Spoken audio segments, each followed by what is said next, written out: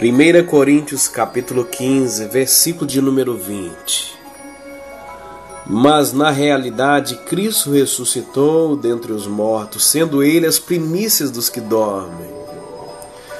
Queridos, a ressurreição de Jesus Cristo é o maior milagre da história da humanidade. Se Cristo não tivesse ressuscitado dentre os mortos, Ele não poderia ser o nosso Salvador. Ele seria um derrotado, um fracassado. Se Cristo não tivesse ressuscitado dentre os mortos, a cruz jamais seria o símbolo do cristianismo. Ele seria um símbolo consumado da derrota. Paulo, ele diz no versículo de número 20 dessa forma: na realidade, Cristo ressuscitou dentre os mortos, sendo Ele as primícias dos que dormem. Essa é a nossa convicção.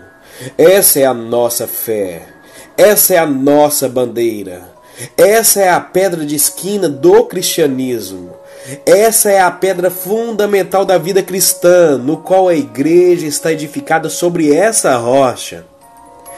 Este túmulo vazio é o berço de onde nasceu a igreja. De fato, Cristo ressuscitou dentre os mortos. Paulo tem 3 verdades que quer nos mostrar.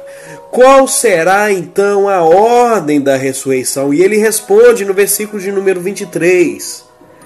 Cada um, porém, com a sua própria ordem. Cristo as primícias, depois os que são de Cristo na sua vinda. Queridos, por que Cristo é as primícias dos que dormem?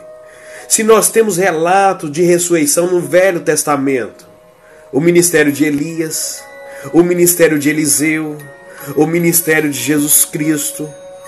Temos relatos: Cristo ressuscitou a filha de Jairo, Cristo ressuscitou o filho da viúva de Naim, Cristo ressuscitou Lázaro. Por que é que ele é as primícias dos que dormem, se ocorreram outras ressurreições que precederam a sua? É claro que Jesus é as primícias dos que dormem, porque todas essas pessoas, todas que ressuscitaram, ressuscitaram para voltar a morrer. Ressuscitaram para assumir novamente o corpo mortal. Jesus foi o primeiro que ressuscitou, voltando a ter o seu corpo de glória. Por isso ele é o primeiro da fila. Por isso ele abriu o caminho. Por isso ele está puxando essa fila gloriosa daqueles que um dia vão ressuscitar. E quando os outros vão ressuscitar? Paulo, ele responde no versículo de número 23, que é na sua vinda, será glorioso, será majestoso, será fisicamente, será visivelmente, será audivelmente, será repentinamente, será inesperadamente, será gloriosamente, será inescapavelmente. Então os mortos ressuscitarão e os vivos que ficarmos até então seremos transformados e todos arrebatados para encontrar o Senhor Jesus Cristo nos ares. Louvado seja o nome do nosso Senhor e Salvador Jesus Cristo. Quando ele voltar, aqueles que estão nos túmulos ouvirão a sua voz. Uns para a ressurreição da vida, outros para a ressurreição do juízo. E Paulo prossegue dizendo o seguinte: então virá o fim. Preste atenção, quando Jesus voltar, os mortos ressuscitarão, haverá o juízo e depois o fim. Quando Jesus voltar, a cortina da história se fechará. Quando Jesus voltar, a porta se fechará. Quando Jesus voltar, não terá mais oportunidade. Quando Jesus voltar, entra a cena do juízo final. É agora o tempo oportuno para que você creia, querido.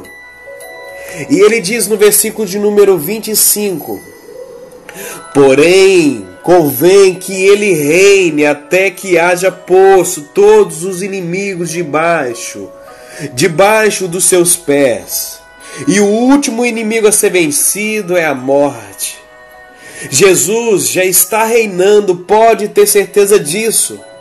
Mas quando ele voltar na sua majestade e glória, diz a Bíblia que ele vai lançar o filho da perdição, o homem da iniquidade, o anticristo. O falso profeta também será lançado no lago de fogo e enxofre. E a morte enfrentará o flagelo sem haver consolo. E nós, livres da morte, reinaremos com ele para sempre, sempre, sempre. Louvado seja o nome do nosso Senhor e Salvador Jesus Cristo. Que Deus te abençoe nesta manhã, meu querido, em nome de Jesus.